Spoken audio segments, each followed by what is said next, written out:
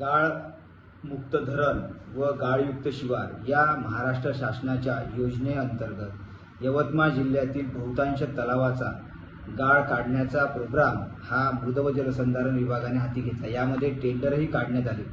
संबंधित संस्थेला या कामाचे टेंडर देण्यात आले। या संस्थेंनी यवतमाळ जिल्ह्यातील बहुतांश तलावातील गाळ हा शेतकऱ्यांना न देता ज्या गावातील वीटभट्टी मालकांना परस्पर विकलेला आहे।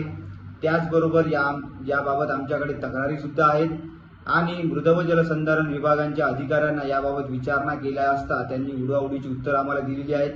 आमच्याकडे याबाबत पुरावे आहेत की यवतमाळ जिल्ह्यातल्या काही तलावांमध्ये कुठल्याही प्रकारचा गाळ न काढता त्या तलावाचे बिल काढण्यात आलेले आहेत संबंधित संस्थेचे। हा यवतमाळ जिल्ह्यातला खूप मोठा भ्रष्टाचार आहे मृद व जलसंधारण विभागामार्फत झालेला। यामध्ये यवतमाळ जिल्ह्यातील काही अधिकारी देखील यात सामील आहेत, काही कंत्राटदार सामील आहेत, काही संस्था चालक याच्यात सामील आहेत। याबाबत आम्ही लवकरच मुख्यमंत्री साहेबांची भेट घेऊन हा सर्व प्रकार त्यांच्या कानावर टाकणारच आहोत आणि याबाबत आज आम्ही जिल्हाधिकारी यांना निवेदनही दिलेले आहेत की आपण लवकरात लवकर याबाबत चौकशी करण्यात यावी। संबंधित तलावाची गाळ उपसा केलेला आहे की नाही याबाबत चौकशी करावी आणि आमची अपेक्षा आहे की जिल्हाधिकारी साहेब याबाबत लवकरच पावलं उचलतील।